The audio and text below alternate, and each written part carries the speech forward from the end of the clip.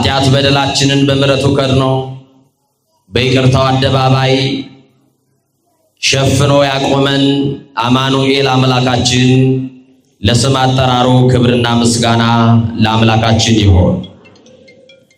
ለቃል ርደት ለሥጋ መርገት መሰላል የሆነች የአዲስ ኪዳን ኪሩብ ከሰማይ የረቀቀች ዳግሚት ሰማይ በቀደመ ልመናዋ ፍጥረት የምታስምር አዛኝ የጻድቃን ወዳጅ የኃጥአን አማላጅ እናታችን መመኪያችን አማላጃችን በረሃብ ዘመን በልተን የጠገብንባት መሶባችን ድንግል ማርያም በጥማት ዘመን ጠጥተን የረካንባት ጽዋችን ድንግል ማርያም ልብሳችንም ጉርሳችንም ድንግል ማርያም ዘመዳችን ወገናችን ድንግል ማርያም የምንመካባት የመመኪያችን ዘውድ ድንግል ማርያም ዲያብሎስን ድል የነሳንባት የድል አክሊላችን ድንግል ማርያም የምንመረጎዝባት በጥራ ሃይማኖታችን ድንግል ማርያም ገነት መንግሥተ ሰማያት የገባንባት በራችን ድንግል ማርያም የሕይወት እንጀራ የቀረበባት አማናዊት መሶብ ድንግል ማርያም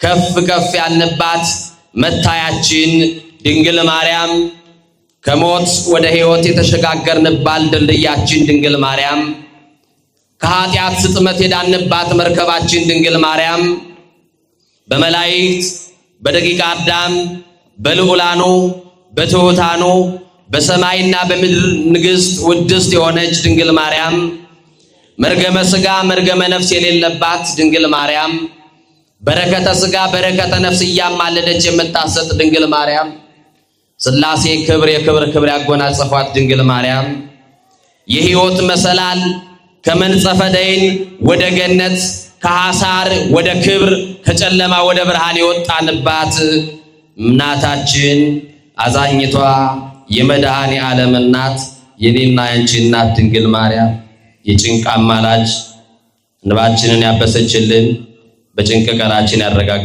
ያረጋጋችን ወላዲተ አምላክ ክብሯ ከፍ ያለ ነው፣ የገነነ ነው። አመስግኗት። እጃችሁ እንኳን ለማርያም እንዴት እንደሳሳ ባላቅም በጣም ሳስቷል። የምትወዷት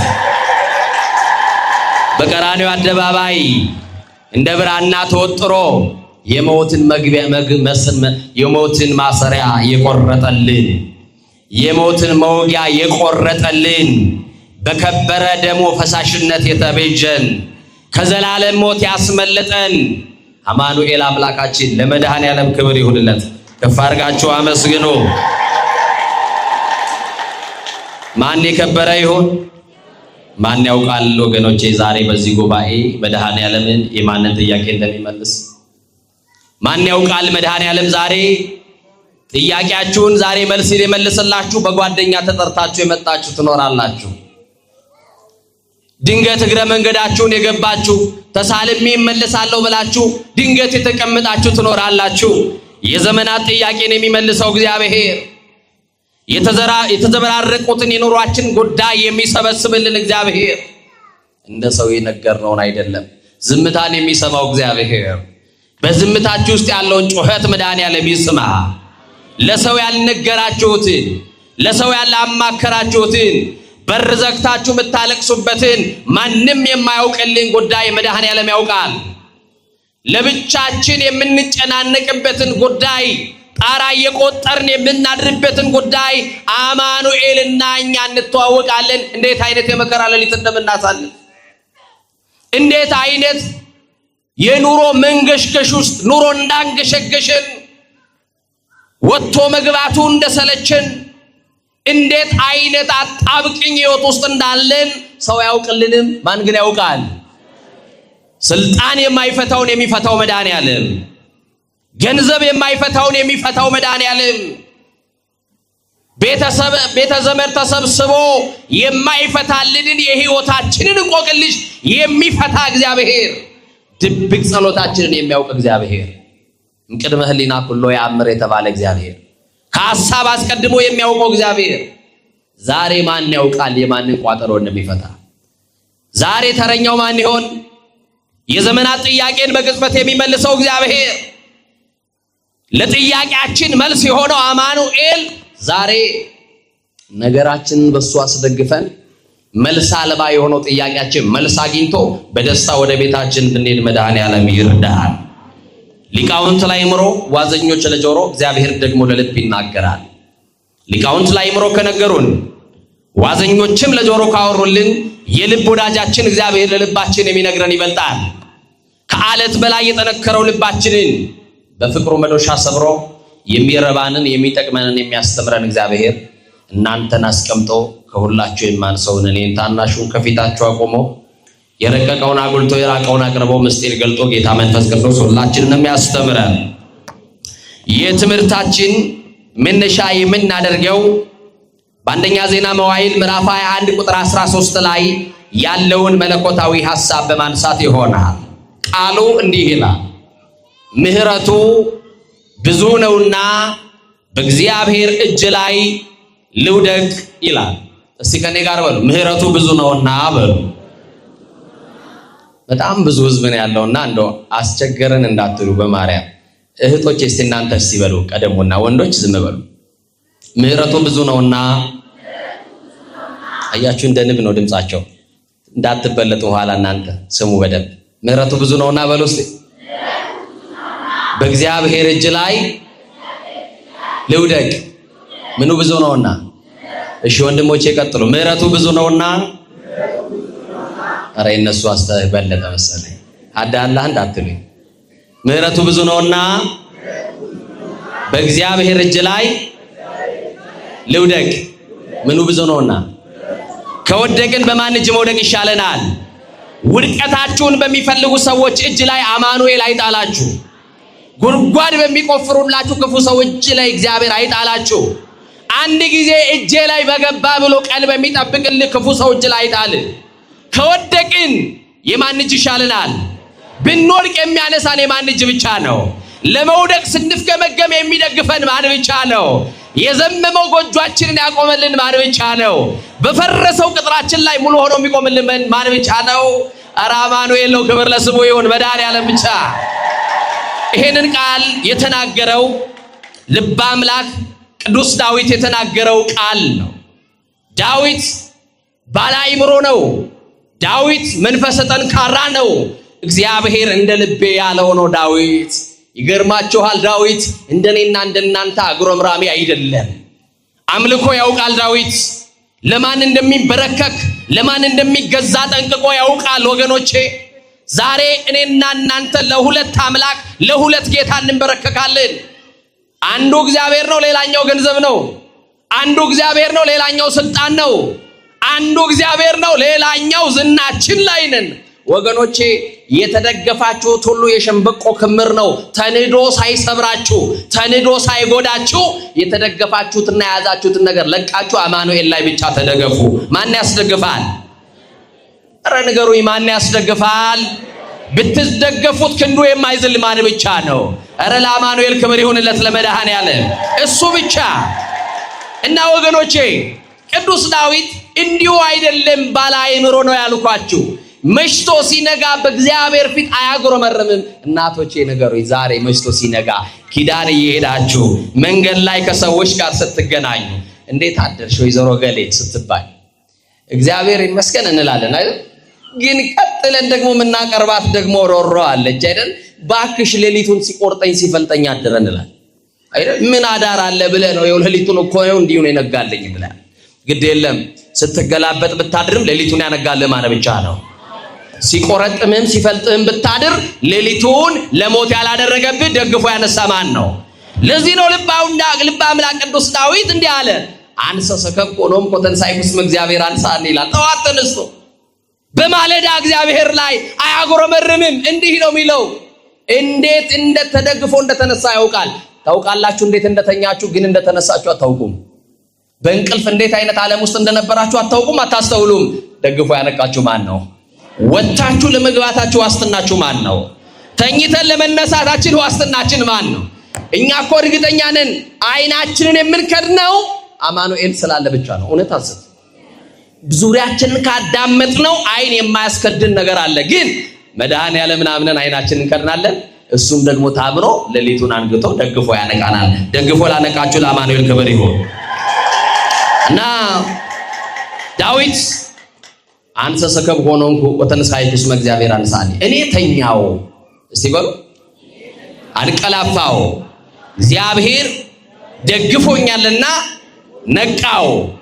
ስለዚህ ጠዋት ስትነሱ ማጉረምረሙን ተውትና እንዴት አደግ ስትባሉ አንድዬ ደግፎ የተነሳው በሉ እስቲ። ደግፎ ያነሳችሁ፣ ደግፎ ያደረሳችሁ፣ ደግፎ የጠበቃችሁ አማኑኤል ክብር ለስሙ ይሁን። መድኃኔዓለም ደግፎ ይበሉ፣ መልአኩ ከልሎ ይበሉ፣ በክንፎቹ ጋርዶ ይበሉ። ሰዎች ሲጠይቋችሁ አንዳንድ ጊዜ እኮ ይሞታሉ ብለው የሚወራረዱብን ሰዎች አሉ። ይሄንን ዓመት አያልፍም ብለው የሚወራረዱብን ሰዎች አሉ። እኔ ከመወረውረው ካመለጠ ብለው የሚዝቱብን ሰዎች አሉ። ይኸውላችሁ እንደ ገዳዮችማ ቢሆን ተገድለን አልቀናል። እንደማን ግን አለን? እንደማቸርነት አለን። ባለ ብዙ ምሕረት በሆነው በእግዚአብሔር እጅ ላይ ስለተደገፍን በሱ እጅ ላይ አለን። ወገኖቼ ቅዱስ ዳዊት ይሄ ብቻ አይደለም፣ እግዚአብሔር ኃጢአትን ይቅር የሚል ከባቴ አበሳ ግምና ሸፋኝ ነውርን የሚከድን እንደሆነ ሲገባው ብፁዓን ለተሐርገሎሙ ኃጢአቶሙ እያለ በእግዚአብሔር ፊት እንዲህ ይናገራል። ኃጢአታቸውን ይቅር ያላቸው ሰዎች ብፁዓን ናቸው። በደላቸውን ያላሰበባቸው ያልቆጠረባቸው ሰዎች ምስጉን ናቸው፣ ብፁዓን ናቸው ይላል። ወገኖች የተሸፍኖልን ነው እዚህ የገባ ነው። እውነት አሰብ እኔ ባይሸፈንልኝ እዚህ አልቆምም። ማምላክ ምስክሬ ስንት ጉድ አለብኝ፣ ስንት ነውር አለብኝ። ነውሬን ከድኖ በምሕረቱ ግን ያቆመኝ አማኑኤል ነው። ዳዊት ይሄ ሲገባው እንዲህ አለ። ገና ወደ እግዚአብሔር ቤተ መቅደስ ሲመጣ እኔ ግን አለ በማርያም በሉ እናንተ ድምጻችሁን ከፍ አድርጉ። በምሕረት ብዛት ወደ ቤት እገባለሁ። በምን ብዛት? አረ ነገሩኝ፣ በምን ብዛት? ስለዚህ እዚህ ያለ ነው ምሮን እንጂ መርምሮን አይደለም። ክብር ለስሙ ይሁን። ምሕረት የተደረገልንን ይቅር የተባልንን ኃጢአታችን የተከደነልን ሰዎች ነን። ዳዊት ይሄ ብቻ አይደለም። ዳዊትን ጥያቄ ብትጠይቁት ለአንተ ትልቅ ምንድነው ተብሎ ቢጠየቅ የዳዊት መልስ ይገርመኛል። አሁን ለአንቺ ትልቅ ምንድነው ብዬ ብጠይቅሽ ለአንተ ትልቅ በዚህ ምድር ላይ ምንድነው ብል በጣም ብዙ ነገሮች ልትደረደሩልኝ ትችላላችሁ። ቅዱስ ዳዊት ግን መዝሙር 48 ላይ አብይ እግዚአብሔር ይላል። እግዚአብሔር ትልቅ ነው ይላል። እስቲ እግዚአብሔር ትልቅ ነው በሉ ወገኖች። ከኑሯችን መግዘፍ በላይ እግዚአብሔር ምንድነው? አዎ በኑሮ ያለው ውጣ ውረድ ኑሯችንማ የተራራን ያክል ገዝፎ እየታየ መከራችን የተራራን ያክል ገዝፎ ታይቶን መውጣት የማንችለው ተራራ ከፊት ለፊታችን ይደቀናል። ከተራራው በላይ ግን እግዚአብሔር ምንድነው? ከኑሯችን በላይ ማን ትልቅ ነው? እግዚአብሔር ትልቅ ነው። ትልቁ እግዚአብሔርን ይዛችሁ ምን ታጣላችሁ? ከትልቁ ከእግዚአብሔር ጋር ተጣብቃችሁ ምን ይጎድልባችኋል? አማኑኤልን ይዛችሁ መድኃኔዓለምን ይዛችሁ የሁሉ ባለቤት ላይ ተደግፋችሁ የሁሉ ባለቤት ጋር እየተንበረከካችሁ ምን ታጣላችሁ? ምን ይጎልባችኋል? ወገኖቼ እና ይገርማችኋል። ዳዊት ደግሞ እንደ ዳዊት ኃጢአቱን በእግዚአብሔር ፊት የሚያምን ደግሞ የለም። ኃጢአትን በእግዚአብሔር ፊት እንደ ዳዊት የሚያምን የለም። እንዲህ ይላል፣ አቤቱ እንደ ቸርነት መጠን ማረኝ ይላል። እንደምን መጠን? እንደምን መጠን? እንደ ቸርነት መጠን ማረኝ፣ መተላለፌን ደምስስልኝ፣ አንተን ብቻ በደልኩ፣ በፊትህም ክፉ ስራ ሰራው እያለ በእግዚአብሔር ፊት ለፊት ኃጢአቱን ያምናል። ዛሬ እኮ ራሳችን በጽድቅ ወንበር ላይ ኮፍሰን እንመለሳለን። ነጭ ለብሰን እንመጣለን፣ ነጭ ለብሰን እንሄዳለን። ውስጣችን ግን እንደቆሸሸ ነው። ውስጣችን ግን አልጸዳም።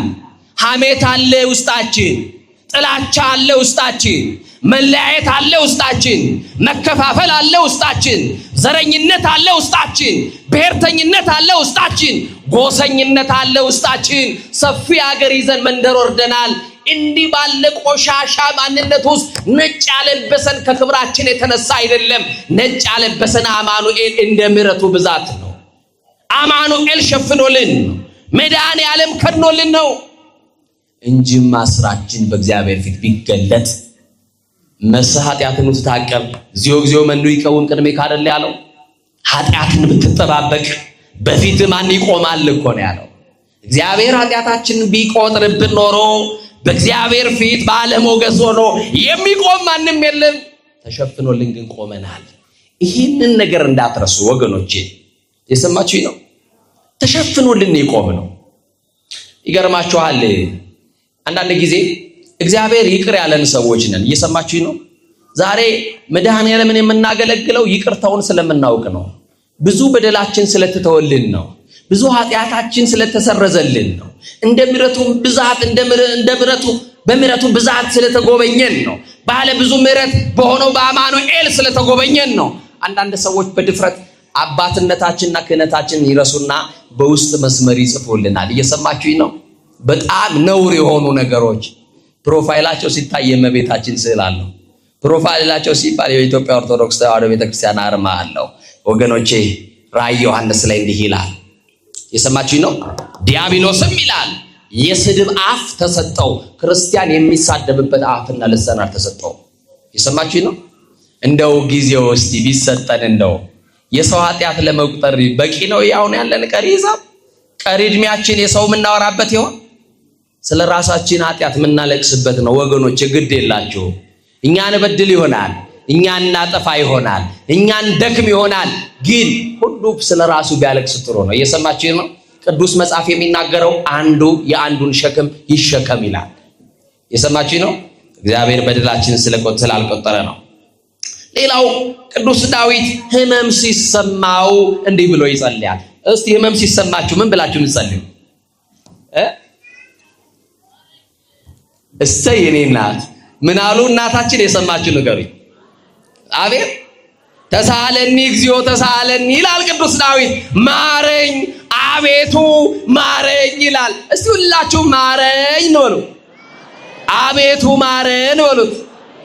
በቃ ይሄ እኮ ትልቅ ጸሎት ነው። አልጋ ያላዝን በሽተኞች ነን፣ መድኃኔዓለም ይማረን እና ማረኝ እያለ በእግዚአብሔር ፊት የሚጸልየው ልበ አምላክ እንደ ልቤ የተባለው ቅዱስ ዳዊት እግዚአብሔርን አሳዘነው ይላል። ማንን አሳዘነው?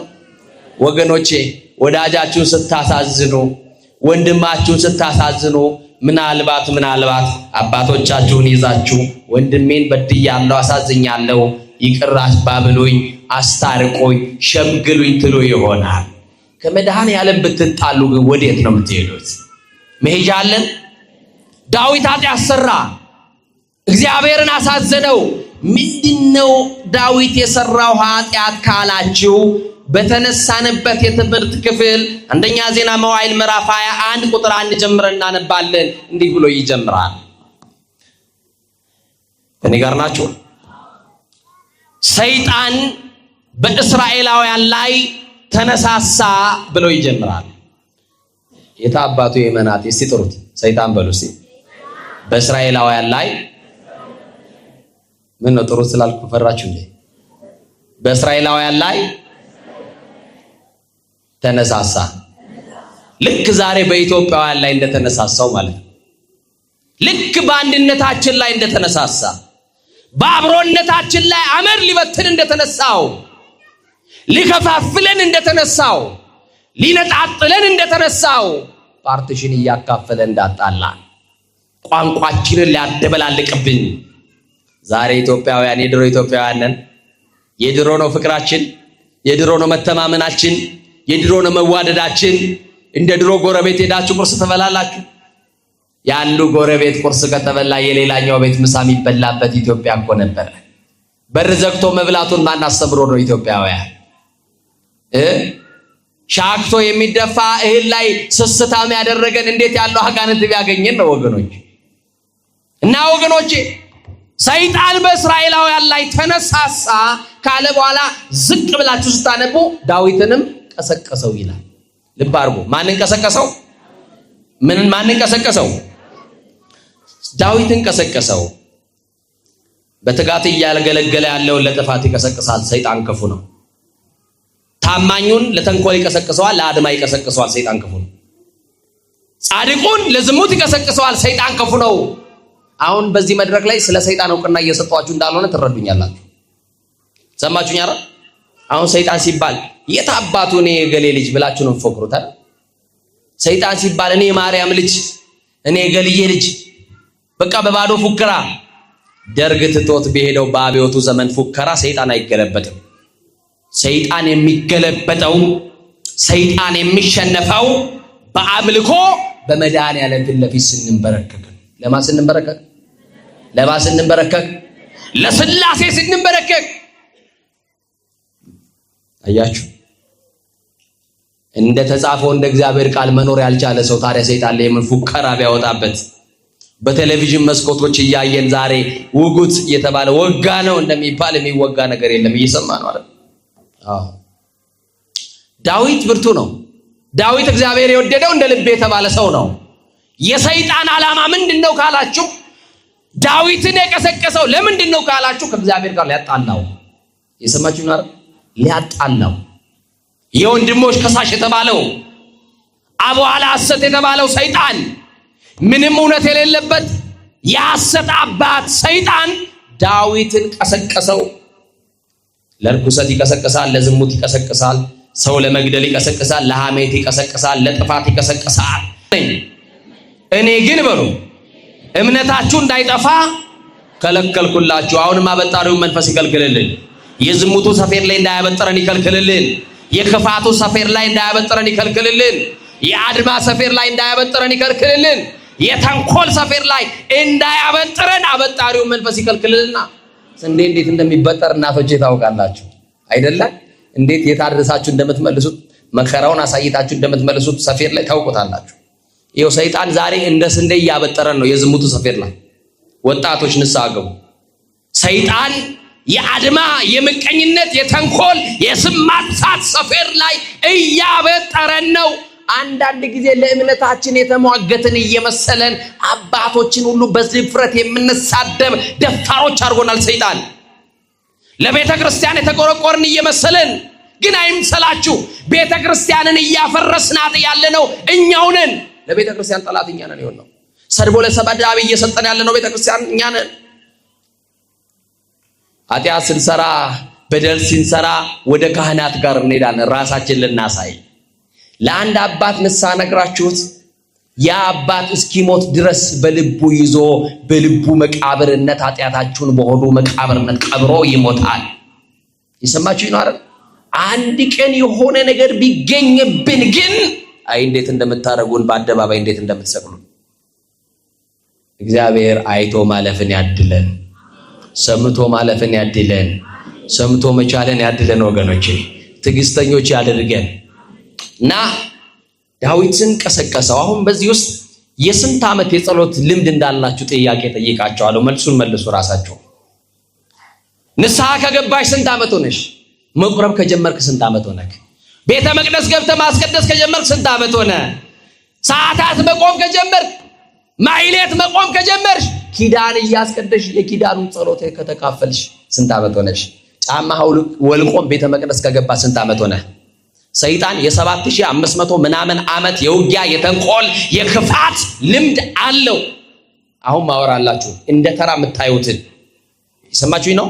የስንት ዓመት ከቆጠራችሁት አዳምና ሔዋንን ካሳሳተበት የ7500 ዓመት የውጊያ የበረቱትን እንዴት አድርጎ እንደጣለ እናውቃለን። ታማኞቹን እንዴት አድርጎ እንደጣለ እናውቃለን። ደግሜ መነግራችሁ ዕውቅና ለመስጠት አይደለም። አንቺ የ2 ዓመት እንደው የጸሎት ልምድ አለሽ ወይ ነው ሰይጣን ላይ። አንተ ትጋ ሌሊት አለ ወይ? ሌሊት ተነስተህ መጸለይ ጀምረሃል ወይ? ውዳሴ ማርያምን ገልጻችሁ የዕለት ውዳሴ ማርያም እናደርሳለን ወይ? በእግዚአብሔር ፊት ለፊት ኃጢአታችንን እያሰብን ነገረ መስቀሉን እያሰብን እናለቅሳለን ወይ? አያችሁ ክስረታችን ወገኖቼ። ጠላት ዲያብሎስ እንቅልፍ የሌለው የ7500 ዓመት የተንኮልና የውጊያ ልምድ አለው። እኔና እናንተ ግን የ1 ዓመት እንኳን የጸሎት ልምድ የለንም። ሰኞ የጀመረውን ውዳሴ ማርያም ማክሰኞ ላይ ቢዚ ነን ብለን እንከርነዋለን። ሮብ ላይ እንደዛ እንለዋለን። የሆነ ቀን ትዝ ሲለው ወይ ህመም ሲሰማን እንገልጠዋለን። አያችሁ ጠላታችን ዲያብሎስ ግን ቀንና ሌሊት እኛና እናንተን ከእግዚአብሔር ጋር ሊለያይ ይሰራል። ስለዚህ ነቅተን የምንጸልይበት ጊዜ ነው። እግዚአብሔር የሚያነቃቃው መንፈስ ለሁላችን ያደርገን። ስለዚህ ባጭሩ የጸሎት ልምድ ከሌለን፣ የስግደት ልምድ ከሌለን፣ የምጽዋት ልምድ ከሌለን፣ በቅድስና ማንመላለስ ከሆነ ስመ ክርስትና እንጂ ሕይወተ ክርስትና የለንም ማለት ነው። ገብረ ማርያም እህተ ማርያም ተብለናል፣ ስሙን ይዘነዋል። ሕይወተ ክርስትና ግን የለንም። አያችሁ ክርስትና በየበዓላት ጊዜ ለብሰን ኋላ ሳጥን የምንቆልፍበት የክት ልብስ አይደለም። ሁል ጊዜ የምናጌጥበት የሕይወት ልብስ ነው። ክርስትና ከዳኑ በኋላ የሚሞቱት ሞት አይደለም፣ ከሞት በኋላ የሚኖሩት ሕይወት ነው። ዳዊትን እንዲያርጎ ቀሰቀሰው። ይሄ ሕዝብ እኮ ያንተ ነው ብሎ ነገረው። ወገኖቼ እናንተ የማን ናችሁ? እናንተ የማን ናችሁ? በእጁ ያበጃጀን ማን ነው? እኛ የማን የእጁ ስራዎች ነን? እኛ የእግዚአብሔር ሸክላዎች ከሆንን በእኔና በእናንተ ሰውነት የሚያዝ መድኃኔዓለም ብቻ ነው። እውነት አስብ። ሰይጣን ክፋቱን አያችሁ? ያንተ እኮ ህዝብ ነው አለውና ቁጠረው። ስንት ህዝብ እንደምትመራ ስንት ህዝብ እንደምታስተዳድር ማወቅ አለብህ ብሎ ስታቲስቲክስ ታውቃላችሁ አይደል? የመጀመሪያውን ቆጠራ ሰይጣን ነገረው። ዳዊት ተነሳና ከዳን እስከ ቤርሳቤ ያለ ህዝብ ይቆጠርልኝ አለ። ዳዊትን የቀሰቀሰው ግን ማን ነው? መልሱልኛ። ሰይጣን። ከዛ ከዳን እስከ ቤርሳቤ ያለው ህዝብ ይቆጠር ብሎ አለ። ንጉስ ነው። ንጉስ አይከሰስ ሰማይ አይታረስ ይባላል አይደለም? እሱ አባባል ነው። ንጉስም በጥፋቱ ይከሰሳል፣ ሰማይን በመብረቅ ይታረሳል። እና ትእዛዝ ተቀበሉ። በአራት አቅጣጫ ቆጠራ ተጀመረ። በጣም የሚገርም ነው። 1,100,000 ህዝብ ሰዎች ከእስራኤል ተቆጠሩ። ስንት ሰው? 1,100,000 ሰዎች ከእስራኤል ተቆጠሩ። ስንት ህዝብ? ከይሁዳ ደግሞ 470,000 ሰዎች ተቆጠሩ። ከይሁዳ እና የይሁዳንና የሌዊና የብንያም ነገር ሳይቆጠሩ ቁጥሩ ይሄ ነው ብለው ለዳዊት ሄዱና አስታወቁት። ከዛ ዳዊት ንጉስ ነው። ስንት ደንገጡር እንዳለው፣ ስንት ወንድ፣ ስንት ሴት፣ ስንት ሕፃን በሀገሩ እንዳለው ቁጥሩን ያውቃል። ይሄንን ያክል ህዝብ እኮ ሰፍሬ የማበላ የማጠጣ ነኝ ሊል ነው። ቅዱስ ወንጌል ደግሞ እንደዚህ ይላል፣ የናንተስ የራሳችሁ ጸጉር ሳይቀር ተቆጥሯል ይላል። የሰማችሁ ይናል። ንጉስ ዳዊት በቁጥር በአሃዝ 1 2 3 ብሎ ነው ያስቆጠራቸው። የፈጠረን እግዚአብሔር ደግሞ የራሳችንን ጸጉር ሳይቀር ምን ብሎታል? ቆጥሮታል። እና በዚህ የተነሳ በዛ የነበረ አስተዋይ ሰው በቤተ መንግስት ውስጥ ነበረና ያደረገው ትክክል እንዳልሆነ ዳዊት እንዳጠፋ መቁጠር እንዳልነበረበት እንዲህ አለውና ንጉስ ዳዊት ቁጥሩን ነግረናል፣ ግን ልክ አይደለም፣ መቁጠር አልነበረብህም። ይሄ ህዝብ እኮ የእግዚአብሔር እንጂ ያንተ አይደለም አለው። የማን ነው አለው? ይሄ ህዝብ የማን ነው አለው? የእግዚአብሔር ነው። ሰሪ አለው፣ ፈጣሪ አለው፣ ባለቤት አለው። አንተ ምን ቤት ነህ?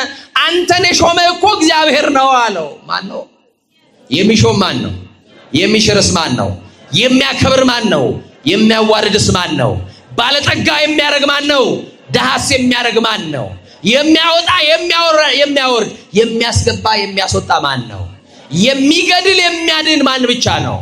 እግዚአብሔር ነው። ስለዚህ ልክ አይደለም ሲለው ዳዊት ወደ ልቡ ተመለሰ። ወደ ልባችን እንድንመለስ እግዚአብሔር መንፈስ ቅዱስ ይርዳል። እግዚአብሔርን አሳዘኘዋለሁ፣ እጅግ ተጨንቄያለሁ አለ። እስቲ በሉ እጅግ ተጨንቄያለሁ በሉ። የምንጨነቅበት ጭንቀት ይለያያል እንጂ ዛሬ በህይወታችን ውስጥ ጭንቀቶች አሉ። የማይጨነቅ ሰው የለም። ትምህርት የተማረው ስራ በማጣት ይጨነቃል። ትምህርት ደግሞ ያልጨረሰው ደግሞ ነገ ስለማለፍ ስላለማለፍ ከዩኒቨርሲቲ ግራጁዌት ስለማድረግ ኤግዚስት ኤግዛም የሚባል ፈተና ያስጨንቃችኋል አይደል? ተማሪዎች ገና ዩኒቨርሲቲ እያላችሁ ተመርቄ እወጣለሁ ወይ? ይሄ ሁሉ ራሱ ጭንቀት ነው። ተማሪው ይጨነቃል፣ አስተማሪው ይጨነቃል፣ ወላጅ ይጨነቃል፣ ልጆች ይጨነቃሉ። የምንጨነቅበት ጭንቀት ይለያያል እንጂ በእያንዳንዳችን ቤት ጭንቀት አለ። አያችሁ? የዳዊት ጭንቀት ደግሞ እግዚአብሔርን በመበደሉ ነው። ብዙዎቻችን ስለ ኑሯችን ነው የምንጨነቀው። ብዙዎቻችን ስለ ጤፍ፣ ስለ ሽሮ፣ ስለ በርበሬ ነው የምንጨነቀው። ኃጢአት በመስራታችን የምንጨነቅ ጥቂቶች ነን።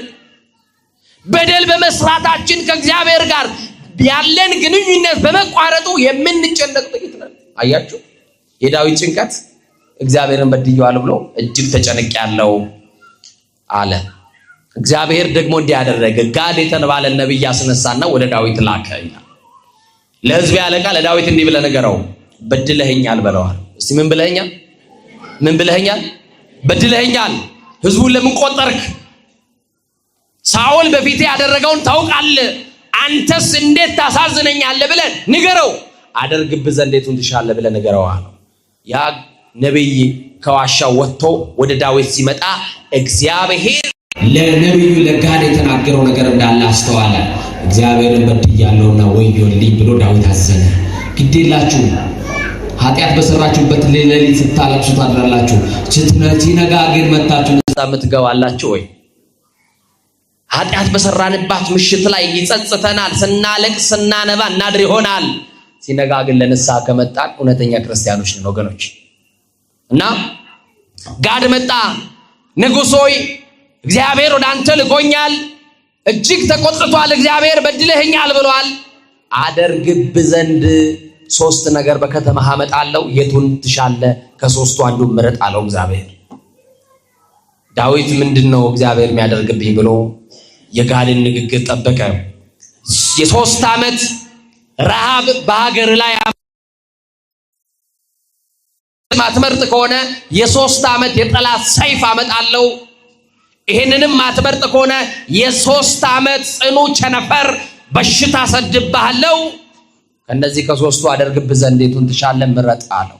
የቱን እንችለዋለን ምእመናን? አሁን ዛሬ በአመጽ ላይ አመጽ፣ በኃጢአት ላይ ኃጢአት እየደረብን፣ በርኩሰት ላይ ርኩሰት እየጨመርን እግዚአብሔር አደርግባችሁ የቱን ትሻላችሁ ቢለን የቱን እንላለን? ረሃቡን እንችላለን ወገኖቼ? ግድላችሁ መልሱ እንችላለን ወይ? ያውም ከእግዚአብሔር የታዘዘውን ማን ይመልሰዋል ወገኖቼ? ማንም አይመልሰው። በሽታ ቢመጣ ከእግዚአብሔር ማን ይችለዋል? የዓለም ጠቢባን ቢረባረቡበት ከእግዚአብሔር የታዘዘውን ሰው አይፈውሰው። ቸነፈር ታዘዘ፣ ጦርነት ታዘዘ፣ የጠላት ሰይፍ፣ ጽኑ የሆነ የጠላት ሰይፍ አለ። ዳዊት 3ቱንም አልመረጠም። እንዲህ ብሎ አለ፣ እግዚአብሔር መሐሪ እንደሆነ ያውቃል። ወመኑ መሐሪ ዘከማከ የተባለ እንዳንተ ያለ መሐሪ ማን ነው የተባለው? እግዚአብሔር ባለ ብዙ ምሕረት እንደሆነ ያውቃል። እስቲ ባለ ብዙ ምሕረት ነው በሉ መድኃኒዓለም። ግነዩ ለእግዚአብሔር እስመ ኄር እስመ ለዓለም ምሕረቱ ቸር ነውና ምሕረቱ ለዘላለም ነውና አለ። ቸር ነው በሉ መድኃኒዓለም። ምሕረቱ ለምንድን ነው ይላል? ለዘላለም ይሆን፣ ለዘላለም በየጊዜው ይቅር የሚል በየሰዓቱ በደል እግዚአብሔር ነው። እና ዳዊት እንዲህ አለ፣ ቸነፈሩንም በሽታውንም ጦርነቱንም ረሃቡንም የቱንም አልመርጥም፣ ምሕረቱ ብዙ ነውና በእግዚአብሔር እጅ ላይ ልውደቅ፣ በሰው እጅ ግን አልወድቅም አለ። የዳዊት ምርጫ ማን እጅ ላይ መውደቅ ነው? ሀገራችን ራሷ በማን ላይ ትውደቅ? ኑሯችሁ በማን እጅ ላይ ይውደቅ? ትዳራችሁ በማን እጅ ላይ ይውደቅ? የዘመዶቻችሁ የሚስተካከለው ማን ላይ ሲወድቅ ነው? አቤት እግዚአብሔር ላይ መውደቅ ረፍት አለው። ለዚህ ነው በመዝሙር 90 ላይ በልዑል መጠጊያ የሚኖር አለ። ማንን ተጠግቶ የሚኖር? በልዑል መጠጊያ የሚኖር ሁሉን በሚችል አምላክ ጥላ ውስጥ ያድራል። እግዚአብሔርን አንተ መተማመኛዬ እለዋለሁ አለ። መተማመኛችሁ ማን ነው? ወጥቶ ለመግባታችሁ ዋስትና የላችሁም። ዋስትናችን ማን ነው? ተኝተን ለመነሳታችን ዋስትናችን ማን ነው? ስለዚህ ዳዊት በአውደ ኦርና መስዋዕት ሰዋ፣ አለቀሰ። እግዚአብሔር ሆይ እባክህን ፊትህን መልስልኝ፣ ይቅርታ ፈጥኖ ይደረግልኝ፣ በድያለሁ፣ አሳዝኛለሁ አለና ወደ እግዚአብሔር ሲያለቅስ ከተማዋን ሊያጠፋ የታዘዘ ሰይፈ መዓቱን መዞ የነበረ ለጥፋት የተላከ መልአክ ነበረ ይላል። ያ መልአክ በአንድ ቀን በአንድ ሌሊት 70,000 እስራኤላውያን በተኝነት ሞተው አድረዋል። በዳዊት በደል የተነሳ ስንት ሺህ ሰዎች? 70,000 እስራኤላውያን። ቀባሪ ጠፋ። ሁሉ ቤት ሐዘን ሆነ። ዛሬ ሁሉ ቤት ለቅሶ አለ። ሁሉ መንደር ሐዘን አለ፣ ግን ለቅሶ ደራሽ የለም፣ አጽናኝ ግን የለም። እና ዳዊት በእኔ ኃጢአት የተነሳ ሕዝቤ እንዳያልቅ እግዚአብሔር ሆይ በድያለሁና ፊትህን መልስ ብሎ ወደ እግዚአብሔር ጮኸ። እግዚአብሔርም የምህረት ፊቱን መለሰ። የምህረት ፊቱን ይመልስልህ። የምህረት ፊቱን መለሰ።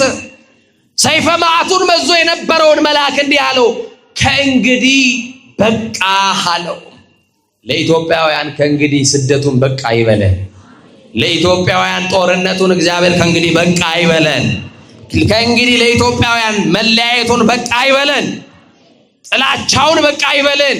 መከፋፈሉን መገዳደሉን እግዚአብሔር በቃ ይበለን። ከእንግዲህ በቃ ሰይፌን ወደ ሰገባው መልሰው ለዳዊት ምህረት አድርጌለታለሁ ባለ ብዙ ምህረት መሆኔን አምኖ። በነገራችን ላይ አንድ አባት እንዲህ ብሎ ይጽፋሉ፣ የሰው ልጅ የእግዚአብሔር የምህረቱ ጥገኛ ነው ይላሉ። እስቲ የምህረቱ ጥገኞች ነን በሉ። አሁን የተጠጋ ነው ምኑን ነው? ምህረቱን ነው። ጠዋት በነበረኝ አገልግሎት ተናግሬያለሁ።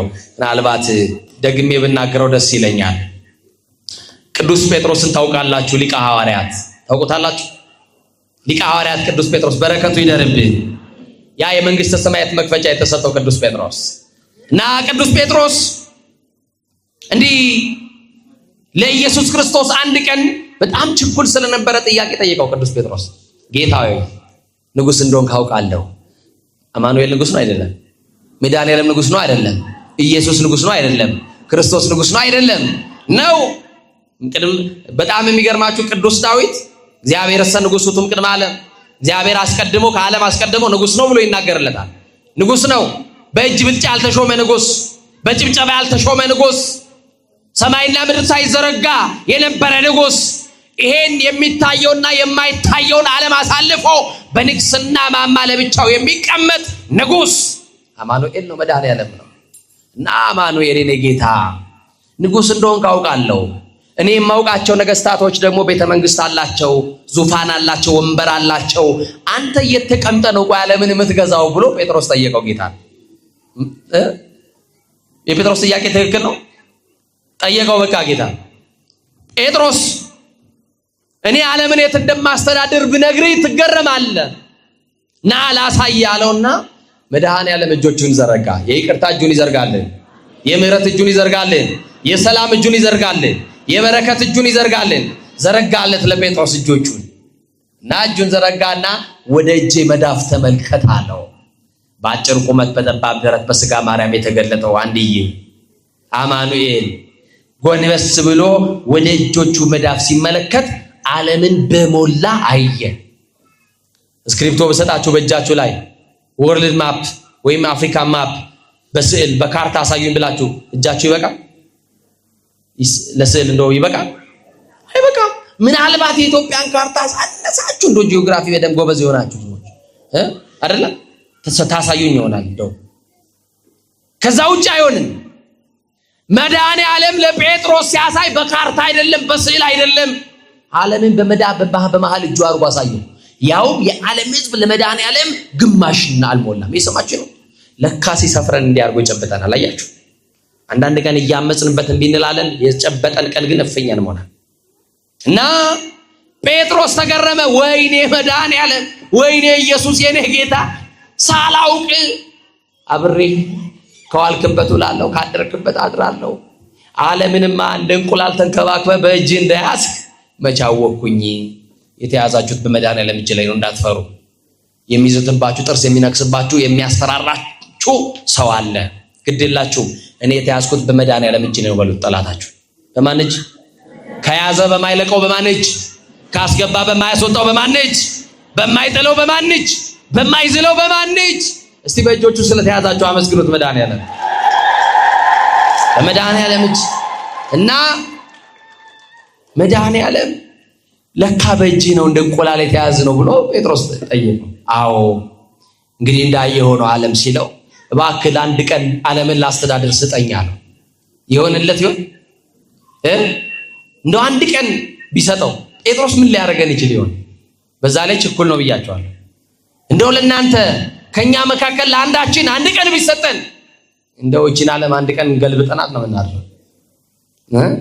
እና እንኳን ዓለምን ቀበሌ ቢሰጠን ምን እንደምናደርገው እኮ እናውቃለን አይደለ? እና ይገርማችኋል ወገኖቼ፣ ጴጥሮስ ዓለምን ላስተዳድር ስጠኝ አልከኝ? አዎ፣ የሸክላ ብርጭቆስ ውሃ ሞልተህ ሂድና ና አለው። ጴጥሮስ ደስ አለው። ዓለምን ለአንድ ቀን ልገዛ ነው ውሃውን ካመጣው በኋላ ብሎ ወንዝ ወረደና ውሃ ቀርቶ መጣ። ምን ሊገዛ ምን ሊሰጠው በእጁ ዓለም። ከዛ በኋላ ደስ ብሎት ጌታዬ ይሄውና አምጥቻለሁ በል ስጠኝ አለው። ኢየሱስ ቀጠለና እንዲህ አለው፣ በል ጴጥሮስ ጠጣው አለው። ምን በለው ውሃ ጠማኝ ብሎታል። በቃ ስጠጣው ነው የሚሰጠኝ ብሎ ጠበቀና ጴጥሮስ ቸኩሎ ሊጠጣ አፉ ላይ ሲያስቀምጥ እፍ አለበት መድኃኒዓለም። ጴጥሮስ አንቀላፋ። ምን አለ? አንቀላፋ። ከእጁ የነበረው የሸክላ ብርጭቆ አመለጠውና ወደቀ። ሸክላ ብርጭቆ ከመሬት ሲወርቅ ድምፅ አለው። ከሽ የሚለው ድምፅ ከእንቅልፉ አነቃው። ጴጥሮስ ሲነቃ ውሃውን ጠጥቶታል። አየህ ጴጥሮስ አለው፣ እኔ ዓለምን የማስተዳድረው ስለማላንቀላፋ ነው። ላንተም አንድ ቀን ብሰጥ በእንቅልፍ ገልብጣ አታድር ነበር አለው። ያልጠፋ ነው ከምሕረቱ የተነሳ ነው ብላችሁ አመስግኖት። ምሕረቱ ብዙ ነውና በእግዚአብሔር እጅ ላይ ምን ልበል ልውደቅ። ስለዚህ ከወደቅን በማን እጅ ላይ እንውደቅ? ነገሮቻችሁን ሁሉ የምትጨነቁበትን የምትተክዙበትን ለብቻችሁ የምትቆዝሙበትን ጉዳያችሁን ሁሉ ለመድኃኒዓለም ስጡ። እሱ ችግራችሁን ያቀላል። ትከሻችሁ ላይ ያለውን ቀንበር ሊያነሳላችሁ የታመነ ነው። አሩት ሰናይ ወጾር ቀሊሎቱ ኢየሱስ ክርስቶስ። እሱ ቀላል ሸክም የለዘበ ቀንበር ተብሏልና ቀንበራችሁን ሊሰብር ሸክማችሁን ሊካፈልላችሁ የወደደ እናንተ ደካሞች ሸክም የከበደባችሁ ወደ እኔ ኑ እኔ ደግሞ አሳርፋችኋለሁ ብሏልና ባለ ብዙ ምሕረት ከሆነው ከመድኃኒዓለም ጋር ተጣብቀን እረፍት እንድናገኝ እንደተጻፈው እንደ እግዚአብሔር ቃል ኖረን የበደልን ክሰን የቀማን መልሰን የተጣላን ታርቀን ንስሐ ገብተን የጌታችን የመድኃኒታችን የኢየሱስ ክርስቶስ ቅዱስ ሥጋው ክቡር ደሙን ተቀብለን መንግስቱ እንድንወርስ ሥላሴ በቸርነቱ ይርዳን።